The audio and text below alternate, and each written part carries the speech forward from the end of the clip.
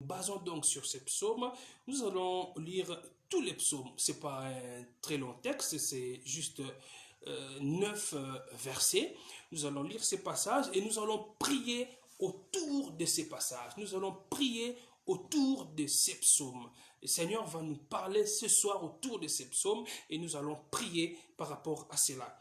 Si vous avez votre Bible, je vous prie de la prendre et de l'ouvrir pour que nous puissions ensemble lire la parole de Dieu. Je vais lire, j'ai la version seconde. Psaume chapitre 3. À l'occasion de sa fuite, donc c'est un psaume de David, à l'occasion de sa fuite devant Absalom, son fils.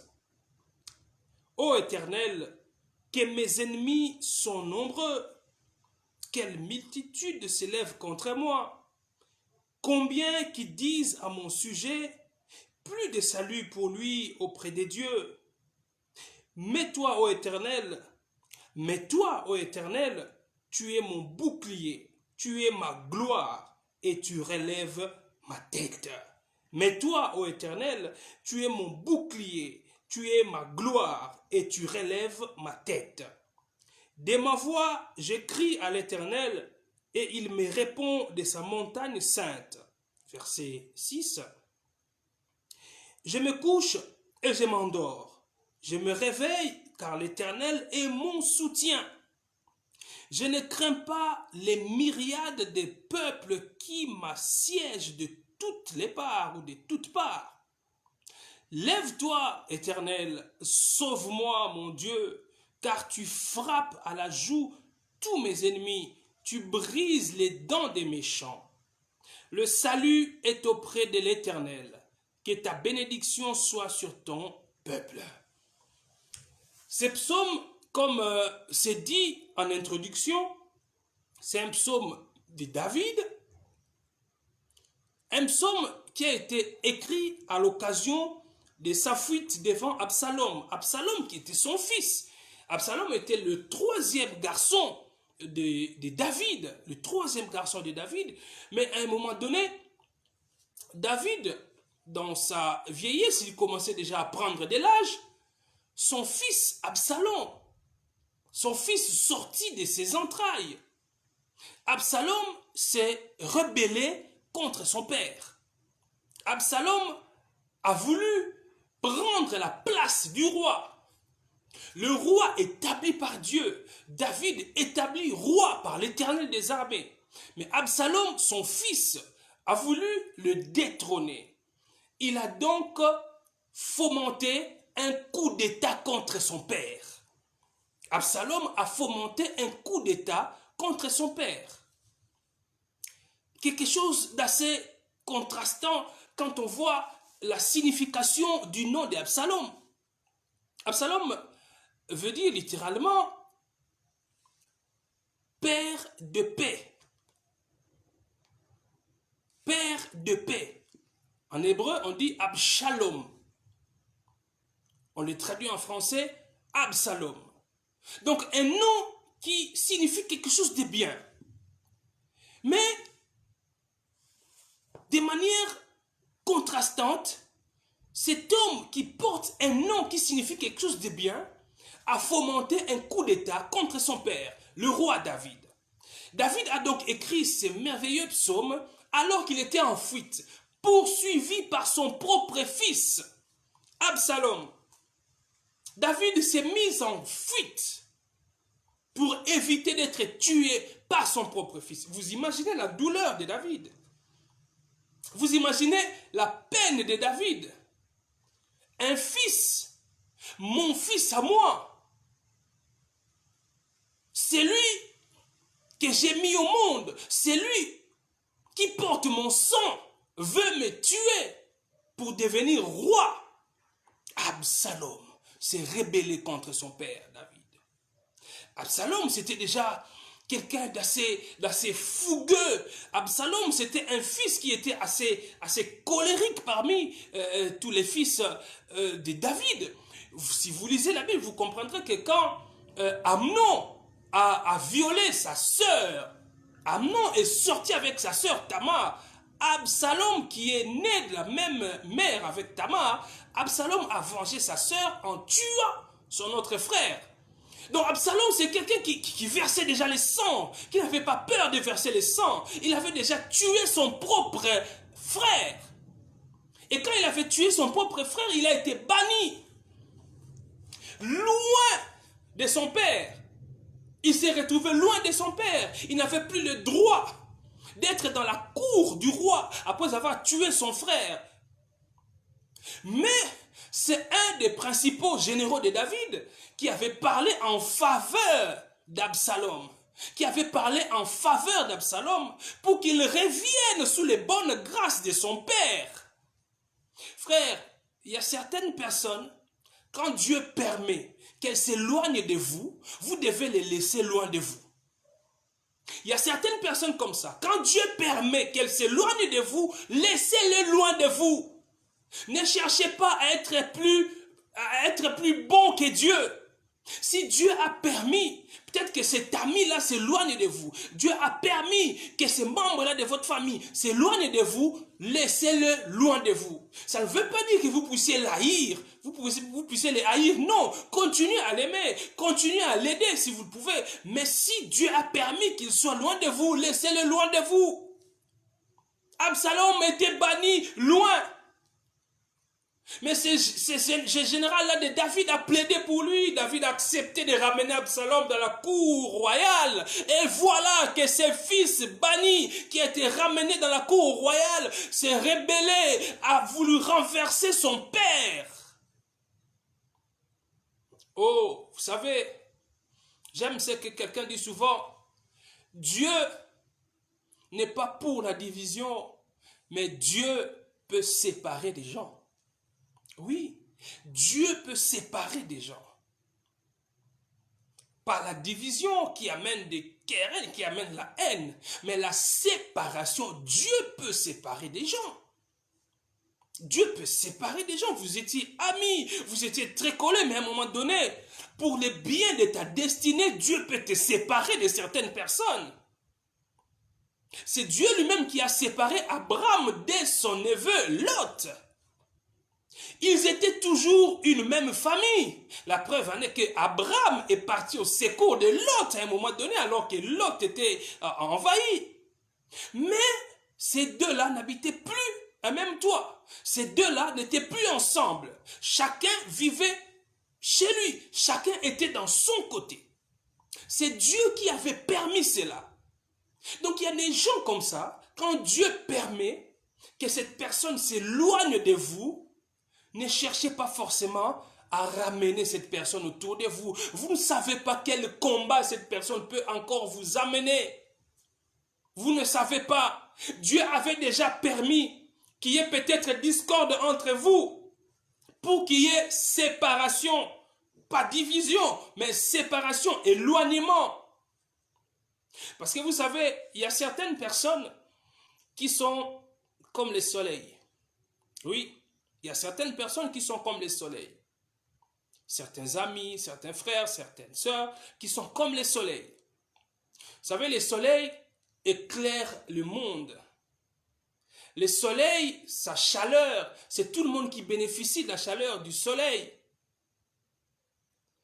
Mais le bien du soleil, nous en bénéficions tant que le soleil est éloigné de nous, tant que le soleil est loin de nous. Mais si vous vous approchez du soleil, vous allez brûler. Si vous voulez bénéficier des biens du soleil, le soleil doit être loin de vous. Il y a certains amis qui sont comme ça. Il y a certaines personnes qui sont comme ça. Pour être bien avec cette personne-là, elle doit être loin de vous. Ce sont des personnes soleil.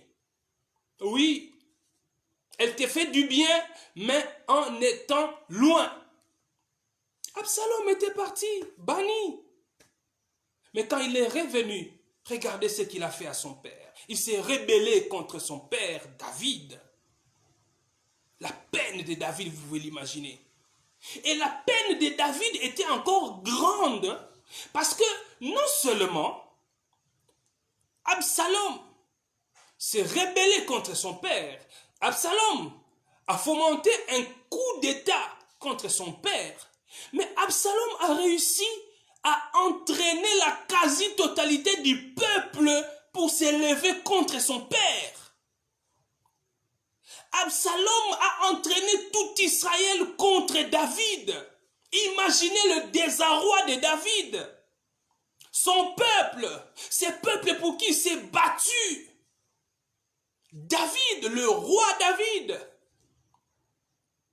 D'ailleurs, vous savez, plusieurs spécialistes de la Bible pensent que, en réalité, le premier roi d'Israël, c'est David, c'est même pas Saül. Parce qu'ils estiment que Saül, en réalité, Saül, c'était pas vraiment le choix de Dieu. Saül, c'était un forcing. Le peuple avait réclamé un roi, et puis bon, Dieu a laissé faire, il a donné Saül. Mais le roi que Dieu s'était choisi pour son peuple, le roi que Dieu avait voulu pour son peuple, c'était David. C'est pourquoi certains historiens de la Bible considèrent David comme étant le véritable premier roi d'Israël. Donc ce n'était pas n'importe qui, ce n'était pas n'importe quel roi. C'était un roi prophète. Il était roi, mais il était aussi prophète. En même temps, vous imaginez. Il était roi, mais c'était un guerrier, David. C'était un guerrier. Déjà, Dieu avait fait de grandes choses avec David quand il était dans la forêt, dans la brousse, en train de garder les troupeaux de son père. Dieu a tué Goliath par David. David a remporté beaucoup de batailles, beaucoup de guerres, beaucoup de victoires. David, c'était un roi aimé par son peuple. Le peuple aimait David.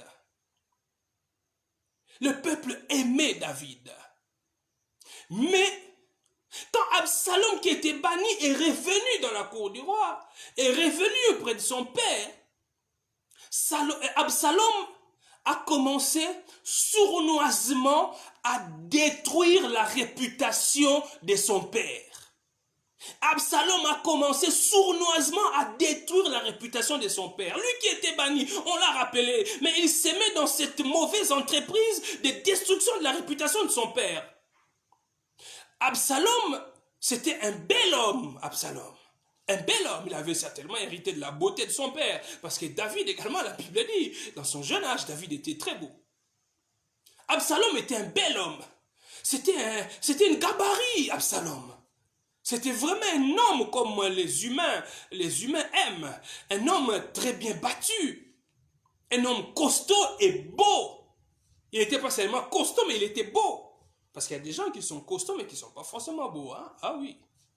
Lui, il était costaud et il était beau. Et on dit de lui qu'il avait l'art de parler. Il savait convaincre.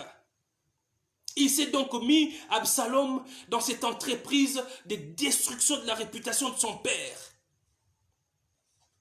À Kinshasa, on dit, Azayako boma papa naye, abaniko boma père naye, maleme na sesazo boma père naye.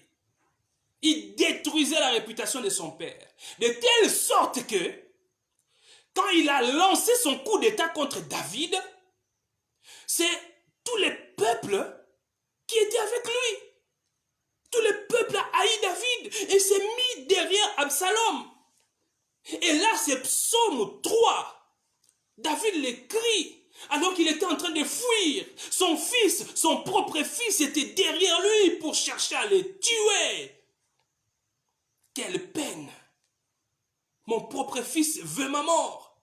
Mon propre fils veut ma mort. Et le peuple pour qui je me suis battu, le peuple qui m'a aimé hier, mais haï aujourd'hui. C'est pourquoi David dit, ô Éternel, que mes ennemis sont nombreux. Ils sont nombreux, les ennemis de David. C'est tout un peuple. Quelle multitude s'élève contre moi. Vous imaginez, frère. Vous imaginez, sœur. Verset 3. Combien qui disent à mon sujet, plus de salut pour lui auprès de Dieu. Donc, les gens ont même considéré David comme quelqu'un de rejeté par Dieu. Vous imaginez? Les gens ont même considéré David comme quelqu'un de rejeté. Ce roi oint cet homme selon le cœur de Dieu. Absalom a réussi à monter le peuple contre son père, jusqu'à ce que le peuple pense que David était rejeté de Dieu, jusqu'à ce que le peuple s'imagine que Dieu ne pouvait plus sauver David. Quelle peine pour David, quelle souffrance pour David. Vous imaginez la peine d'un papa, d'un père,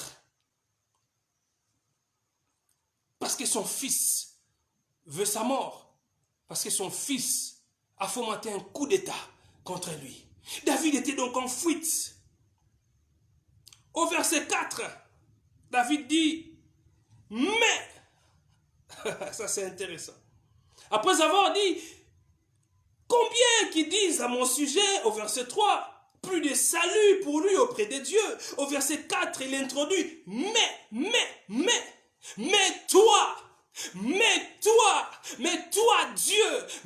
toi, Dieu. Ça c'est intéressant. Ça c'est intéressant. Alors que tout le peuple est contre David. Son fils Absalom en tête. Tout le peuple est contre David. Le peuple considère David comme étant rejeté de Dieu. Le peuple dit plus de salut pour ce David.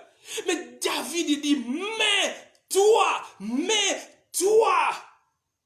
ô Éternel, tu es mon bouclier, tu es ma gloire et tu relèves ma tête. Toi, ô Éternel, tu es mon bouclier. Oui, les attaques de ce peuple, les attaques de mon fils, les attaques de toutes ces personnes qui en veulent à ma vie. Toi, Éternel, tu es mon bouclier. Tu es mon bouclier, tu es mon bouclier. Quand on m'attaque, ces attaques sont amorties. Ces attaques sont amorties sur le bouclier que toi tu es pour moi, ô Éternel. Notre force, nous la puisons en Dieu. Non seulement qu'il dit que tu es mon bouclier, il dit tu es ma gloire. Toi, tu es ma gloire. C'est-à-dire, les hommes me considèrent comme quelqu'un sur qui de l'opprobre est jeté. Les hommes, mon peuple à moi, me considèrent comme quelqu'un de banni. Mon peuple à moi me considère comme quelqu'un qui mérite la mort. Mais toi, tu es ma gloire. Toi, tu es ma gloire. Oui, les peuples, en me regardant, ils pensent qu'il n'y a plus de raison pour moi d'être enflé par quelque chose. En me regardant, le peuple pense que je n'ai plus d'objet de gloire, je n'ai plus de sujet de gloire, parce que tu m'as rejeté selon ce peuple, selon Absalom. Mais moi j'ai dit, toi Éternel, tu es ma gloire. Si je peux me taper la poitrine,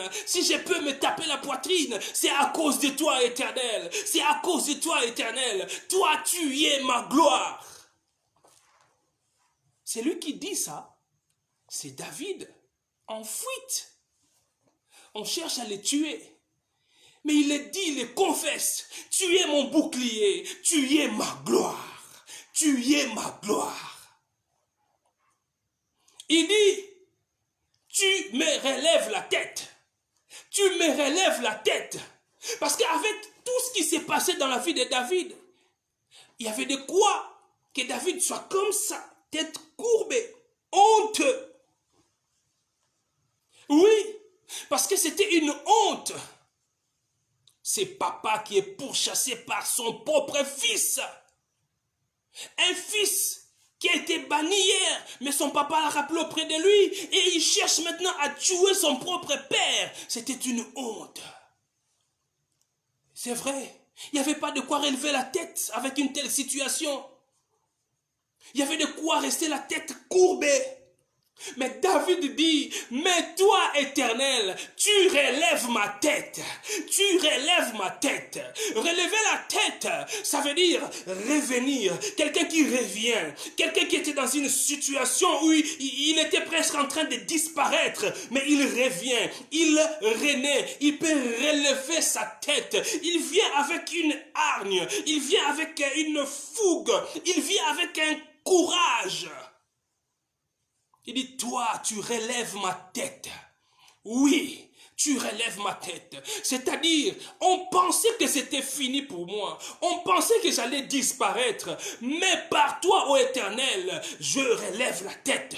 Parce que c'est toi qui relèves ma tête. Oui, c'est toi qui crée des circonstances en ma faveur pour que je relève la tête.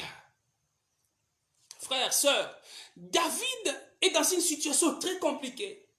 C'est un homme de foi qui est en train de parler là. C'est un homme de foi qui est en train de parler.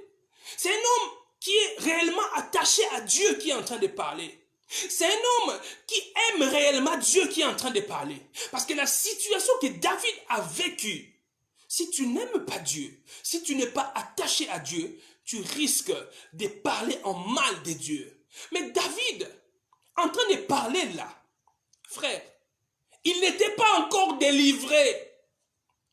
Il n'était pas encore délivré d'Absalom qui voulait le tuer. Mais il parle comme quelqu'un qui a la foi. Il parle comme quelqu'un qui croit fermement son Dieu.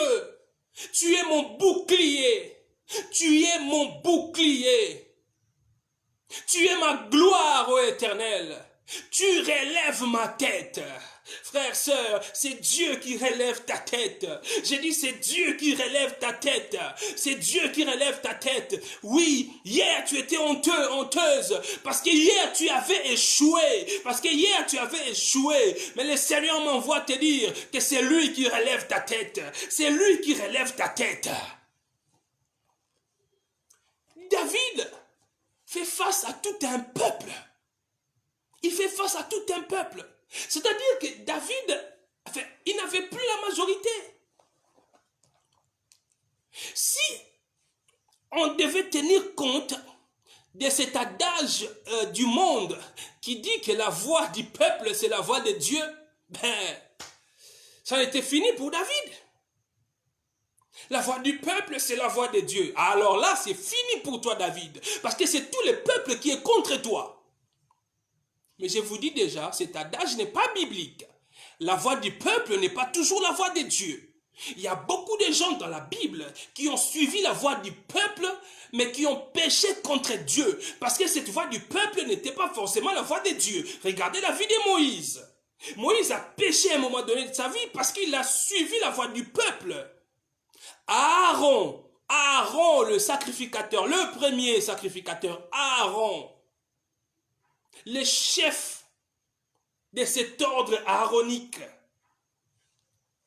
il a commis une bêtise parce qu'il avait suivi la voix du peuple qui lui avait demandé de lui fabriquer un veau d'or. La voix du peuple n'est pas toujours la voix de Dieu. Tu peux être minorisé. Tout le monde peut être contre toi. Tu peux être la seule personne à défendre un point de vue. Tout le monde te dit tu as tort. Tout le monde te dit que tu vas échouer dans cette voie-là. Tout le monde te dit que arrête ça. Mais si tu es convaincu que ce que tu veux faire, ce point de vue que tu soutiens, c'est Dieu qui t'a mis ça à cœur. Tu es convaincu que tu vas réussir avec ça. Sache-le bien que si tu as Dieu, tu as la majorité.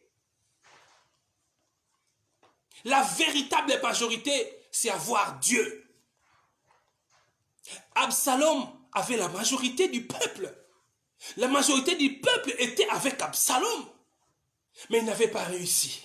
Il n'avait pas réussi à avoir la tête de son père. Il n'avait pas réussi. Parce que son père, bien que minoritaire, mais en réalité il était majoritaire. Parce que l'Éternel des armées était avec lui. Tu es mon bouclier. Tu es ma gloire. Tu relèves ma tête. J'ai dit, le Dieu qui est avec toi, c'est lui qui va relever ta tête. C'est lui qui doit relever ta tête. C'est lui qui va relever ta tête. Oui. La situation actuelle te met comme ça, tête courbée. Mais c'est l'Éternel des armées qui relève ta tête. Oui, tu es honteux, tu es honteuse, parce que c'est toute la famille qui est contre toi. C'est toute la famille qui est contre toi. C'est toute la famille qui pense que tu as tort. C'est toute la famille qui te condamne. Tu commences même à te dire, mais finalement, est-ce que c'est normal? Comment je peux être la seule personne à soutenir un tel point de vue? Pourquoi même mon meilleur ami me dit que j'ai tort? Pourquoi mon père me dit que j'ai tort? Ma mère me dit que j'ai tort. Mes frères, mes sœurs, même les gens sur qui je compte, les gens qui m'aiment vraiment me disent que j'ai tort. Donc j'ai vraiment tort. Pas forcément. Si c'est Dieu qui a déposé cette pensée dans ton cœur, tu n'as pas tort. Même si la majorité est contre toi. Si tu es avec Dieu, sache-le bien que tu es du bon côté. La véritable majorité, c'est quand on est avec Dieu. L'entreprise d'Absalom de destituer son père, ce n'était pas une entreprise de Dieu. Mais il avait la majorité du peuple avec lui. Mais il a échoué. Mais il a échoué. Il a échoué. Dieu te dit ce soir, avant que tu n'ailles dormir, sache-le bien. Sache-le bien. Mets-le dans ton cœur. Comme tu es avec Dieu, tu as la majorité. Oui, chez Dieu, ce ne sont pas les principes de la démocratie. Dieu ne marche pas selon les principes de la démocratie. La démocratie, c'est pour nous les humains. Chez Dieu, il n'y a pas de démocratie. Parce qu'en démocratie, c'est la voix de la majorité qui prime. Même quand la majorité a tort. Mais si la majorité exprime sa voix, on suit la voix de la majorité. Ça, c'est dans la démocratie. Chez Dieu, il n'y a pas de démocratie. Oui, parce qu'un peuple peut aller aux élections. Je donne un exemple. Les peuples peuvent aller aux élections. Vous savez, vous tous, que dans votre circonscription électorale, là, vous avez 2 candidats députés. Je donne un exemple. Vous avez 2 candidats députés. Vous savez qu'un de ces candidats, c'est un bougre. C'est quelqu'un qui ne mérite même pas d'être député. Mais il a la majorité à cause de l'argent. Il peut donner de l'argent, il peut corrompre, il peut faire toutes sortes d'actions pour se faire aimer par le peuple. La majorité vient avec lui. Tout le monde sait que ce député-là ne pourra pas bien siéger parce qu'il n'a pas de bagages, il n'a rien. Mais s'il a la majorité vote pour lui, il va passer député. Ça, c'est un principe de la démocratie. C'est la majorité qui prime. Mais chez Dieu, ce n'est pas comme ça. Chez Dieu, la voix qui prime, c'est la voix de Dieu qui prime. Oui, même si tout le peuple est contre cette voix-là. Mais c'est la voix de Dieu qui prime. Donc, tu as intérêt à continuer à te ranger du côté de Dieu. Tu as intérêt à rester avec ton Dieu. Tu as intérêt à rester sur la bonne voie, la voie de Dieu. Même si les gens cherchent à te convaincre que tu as tort, reste avec Jésus. Reste avec ton Dieu. Reste avec ton Dieu. Car Dieu, c'est lui la véritable majorité. C'est lui la véritable majorité. David l'a vécu. Absalom avait tout le peuple avec lui, mais Absalom avait échoué. Et c'est lui qui a été tué. C'est lui qui a été tué. Parce qu'il pensait avoir la majorité, la véritable, or la véritable majorité, c'était Dieu. Tu vas dormir ce soir, frères et sœurs. Dors en paix. J'ai dit, tu vas dormir en paix ce soir, sachant que la majorité est de ton côté. Tu dois dormir en paix, sachant que la majorité est de ton côté. C'est pourquoi David pouvait dire, nous sommes dans le psaume 3. David dit, je ne crains pas, et verset 7, les myriades de peuples qui m'assiègent de toutes parts. Lève-toi, Éternel, sauve-moi, mon Dieu, car tu frappes à la joue tous mes ennemis, tu brises les dents des méchants. Au verset 6, si nous rentrons, David dit, je me couche et je m'endors. Je me réveille car l'Éternel est mon soutien. Je me couche, je m'endors, je me réveille car l'Éternel est mon soutien. C'est-à-dire quoi? Ceux qui étaient avec David, ceux qui l'accompagnaient, ceux qui lui étaient encore fidèles, pouvaient lui dire, oh roi, mais comment tu peux dormir tranquillement comme ça alors que ton fils Absalom en a après toi? Il cherche à te tuer. David avait l'assurance, il pouvait dire non, laissez-moi dormir, laissez-moi me reposer. Je sais que l'Éternel des armées est avec moi. Je sais que l'Éternel des armées est avec moi. David pouvait dormir avec assurance. Dors ce soir avec assurance.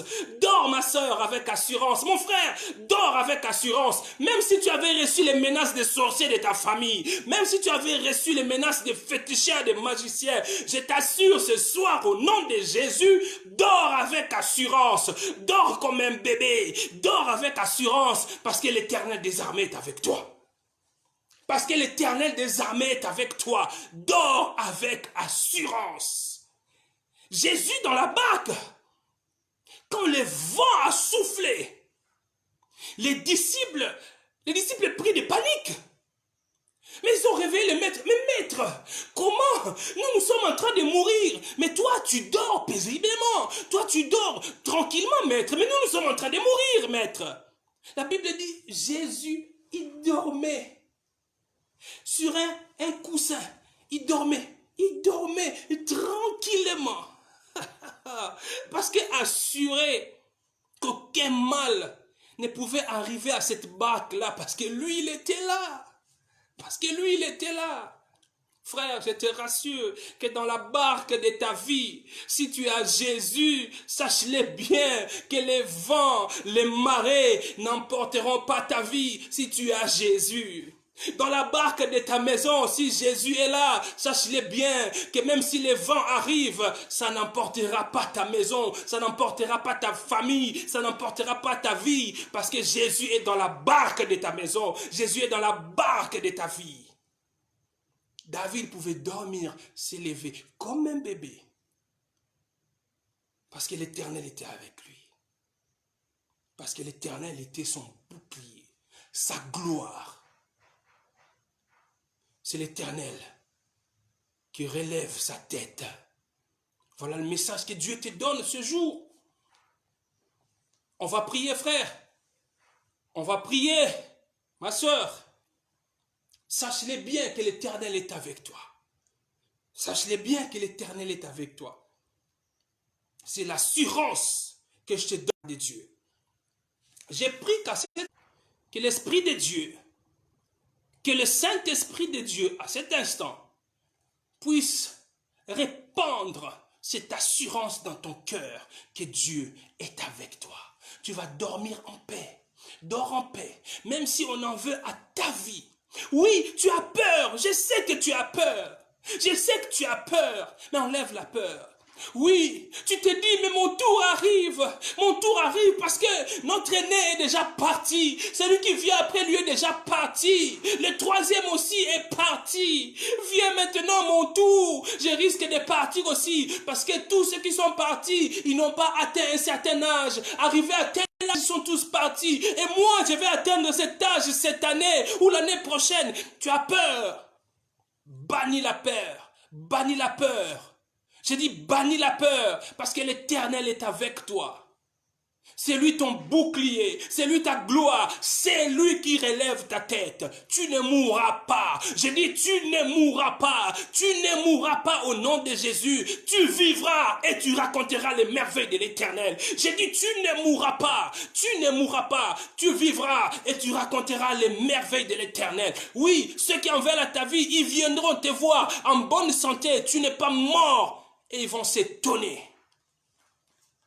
Prions, frères et sœurs. Père éternel, merci. Merci pour ta parole. Merci pour ta parole qui nous rassure que tu es avec nous. Merci pour ta parole qui nous rassure que nous pouvons dormir ce soir en paix. Nous pouvons dormir comme des bébés. Merci pour ta parole qui nous rassure que même si tout le monde est contre nous, même si nous n'avons pas la majorité, mais parce que toi tu es avec nous, nous avons la véritable majorité. Merci Père, merci Père, merci Père, parce que ta présence, ta présence, ta personne aux côtés de nous vaut plus qu'avoir un millier de personnes à côté de nous. Seigneur, merci. Merci parce que toutes les mauvaises paroles qui ont été prononcées contre nous, toutes les mauvaises paroles qui ont été prononcées contre nous, que cela vienne de nos parents, que cela vienne de nos oncles, que cela vienne de nos frères ou de nos sœurs, de nos amis, ces paroles sont brisées maintenant dans le nom de Jésus. Ces paroles sont brisées dans le nom de Jésus parce qu'elles ont rencontré le bouclier que l'Éternel des armées. Frères, sœurs, dors en paix, parce que Dieu est avec toi. Dors en paix, parce que toi, tu as la majorité. Absalom avait la majorité du peuple, mais il n'a pas vaincu David, parce que David avait la véritable majorité. L'Éternel des armées. L'Éternel des armées est avec toi. J'ai dit l'Éternel des armées est avec toi. Jésus-Christ est avec toi. Dors en paix, que Dieu te bénisse. Douce nuit, douce nuit, douce nuit à toi dans le nom de Jésus. Si Dieu le veut, on va se retrouver demain matin pour notre prière matinale. Je suis Patrick Zanetti. On se retrouve demain. Que Dieu vous bénisse.